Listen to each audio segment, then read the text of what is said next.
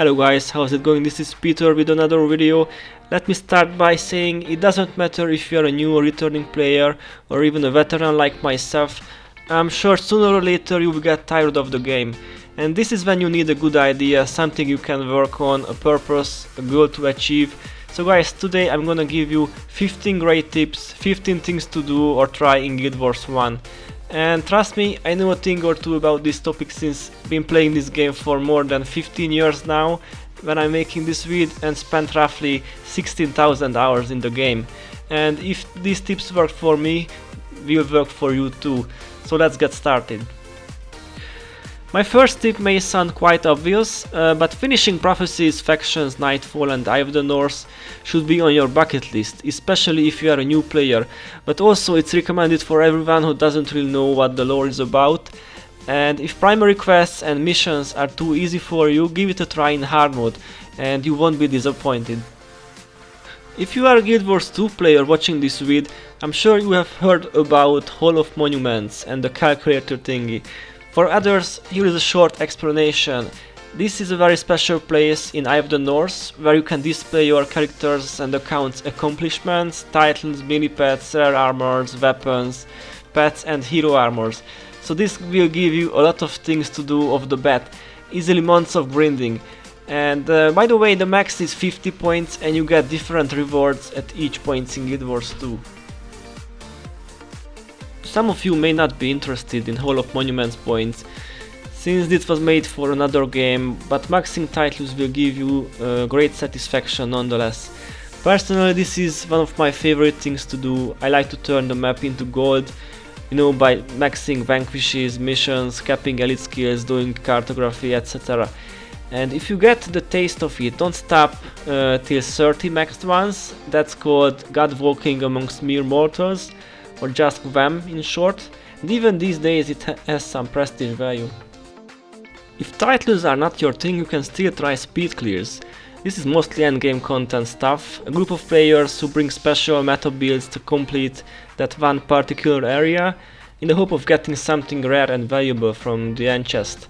The most typical ones are Domain of Anguish, Fissure of Underworld, Deep, Argos and the dungeon speed clears.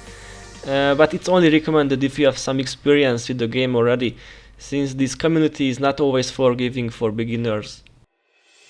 The next tip is quite a famous one lately, and I've tried it too with a friend of mine. Ironman Challenge has many versions. Basically you play the game according to your own or someone else's rule set. And most of the Ironman players follow strict rules like no storage, no PV skills, no trading, no heroes, only henchmen allowed, etc. Some even add the no death rule, meaning if their character dies at any point, it's game over and you got to restart from scratch. To be honest, it's quite fun if you play an Ironman in a group with friends, and it really feels like 2005 when all the prophecies existed. If you wanna rewatch my Ironman adventures, you can watch the playlist, it's in the description. So far I've only talked about PvE things, but Guild Wars is a wide variety of player versus player content. Personally, I don't do it because I'm a noob in PvP, but I heard Random Arenas Guild vs Guild is still active, and there are weekly alliance battles, Fort Aspenwood and Jade Quarry fights too. It's really advised to get some PvE experience first, to not be very disappointed if you lose a lot of matches, but otherwise go and try, it can be fun. Maybe you have seen some of those awesome speedrunner streams on Twitch, when people finish different games as quickly as possible. But you can do the same with Guild Wars 2, especially in Factions, and I think sub 2 hours is the current record, and I don't know how quickly one can beat Prophecies or Nightfall for instance, but it's definitely a nice achievement to do, and if you have the experience and the knowledge, you should give it a try as well. Okay guys, I know many of you are meta build lovers, and to be honest I can't blame you. Nothing wrong with it, I love those myself, since meta builds are the most efficient ones after all. But, and emphasis on but, Guild Wars is probably one of those games where you can easily mix different professions and playstyles. For instance, just think of Vemo, it's a monk and warrior hybrid, can heal and can DPS at the same time, Or just think about the Assassin's Promise finisher builds. Those seemed strange back in the days, but later people got used to them. So folks, I really encourage everyone to dare to try something new, mix things up a bit, experiment and brainstorm as much as you like, and who knows, maybe you will find something new in the next meta. The next tip is quite obvious. If you are bored with your current character, why don't you give another profession a try? For instance, you have been playing a monk and tired of healing all the time, just make a warrior then and play some hack and slash. The diversity is very important. Also, you can become a better player if you know all 10 professions and their skills. And if I have mentioned character creation already, let me go further and invite you to Pre-Searing, a small isolated world in prophecies with friendly community, own economy, nice landscapes, chill and farming chars day in and day out. Once you leave you can never come back. Because of this it's advised to have a perma pre-character which stays here forever. If for no other reason, then do it for nostalgia's sake or for the legendary defender of Ascalon title. Generosity is a virtue. I think it's a good feeling when you can help others. For instance, you see someone in Lion's Arch or in any other outpost struggling with a quest what you could complete with ease. Don't hesitate and help. This way you find new friends and new people to play with. Maybe karma gives it back one day, who knows. And yet another thing I enjoy is giving free running service to strangers, like I Have the North Tour, Prophecies Tour, etc. Okay, next tip is solo farming, which is a good way to practice different builds and to see how well you can use them. Most of popular places are the Underworld, Feather Farms, Fissure of Wool, Luxon Assassin Farms, or even Nicholas the Traveler. And I'm quite sure the moment will come when you need money for elite armors, weapons, consumable titles, or just anything, and those require a lot of money, and solo farming can help with that. So if you're interested in this topic, check the description, I've created several playlists about it. Okay guys, next tip. I guess you have noticed the game aged really well, the graphics are great compared to a 15 years old game. And while playing I like to stop every now and then to look around without interface and stare at the view. While doing that you notice interesting things you may have never seen before.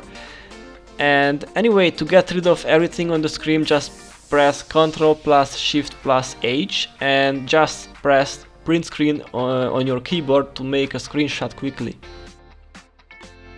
Once you have beaten the main story, don't stop there but continue with Guild Wars Beyond quests. Be part of the epic battle between the White Mantle and the Shining Blade in the Warring Kryta, or help Kyran Tekere win Gwen's heart during Hearts of the North, or help Kant deal with the remaining afflicted army in the Winds of Change questline. By the way, the latter is one of the hardest quests in the game, along with the Titan quests. If these are not enough for you, you can do all side quests as well. And yeah, I wish we had a title dedicated for that, it would be awesome to max. Okay guys, next tip are the challenge missions. If you haven't heard about them, just a few words. The game has a lot of different challenge missions. Some rewards with players with faction points, gold, experience, while others offer hero armor pieces or just raise faction cap.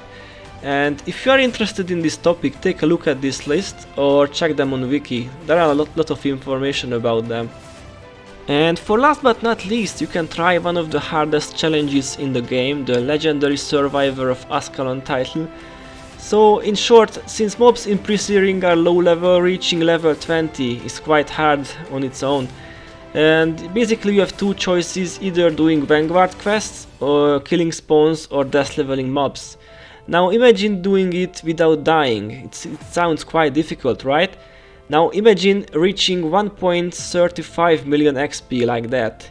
Yep, it's very hard. One of the best methods is done at Fables Fair, killing 2 bandits for just 32 experience each run. And if we do the math, we need roughly 42,000 runs to reach R3, which is the maximum title. And as far as we know, only 3 people have done it. And I'm proud to say the second one was my friend. took him more than 5 months of grind. So guys, if you enjoy grindy, monotonous and nerve-wracking tasks, bandits will be waiting for you. Some people, including me, really enjoy opening chests, mostly in Prophecies and Eye of the North. But why there? Because there is a tiny chance of perfect modded old school items, and here old school means inherent mods, ergo you can salvage or change the upgrade component, mostly the inscription. Because of this fact, these items are quite rare and valuable. If you get a lucky drop, go to Guild Wars Legacy, upload the picture of the item and wait for bids. Some items may be worth thousands of hectos, so always pay attention to what you get, and if you are not sure, rather ask for a price check on Legacy before merging. Anyway, some extra tips for you at the end of this vid. If you like toxic places, give Camadon a try. This is a good place for trading and chit chat too. Some people just wanna have fun and troll each other. Maybe you will run into some epic conversations between strangers. Playing the game is one thing, but AFKing is another. Some people have developed amazing AFK skills, and you would be surprised how long they can stand still. And if these tips are not enough for you, you can try naked dancing with your favorite character, or you can do push-ups, or just open a cold one and have a good time. Alright guys, I know many people quit YouTube vids after the first few minutes, so here is a reward for those who stay this long. Type "What's up Vigor" in the comment section and also include your character names. And I will give a superior Vigor and 10 gifts of the Traveler for the first 3 people.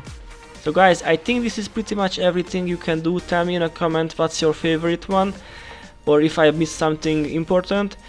By the way, if you enjoyed the vid, please give it a thumbs up or subscribe to my channel, and as always, thanks for watching and see you next time.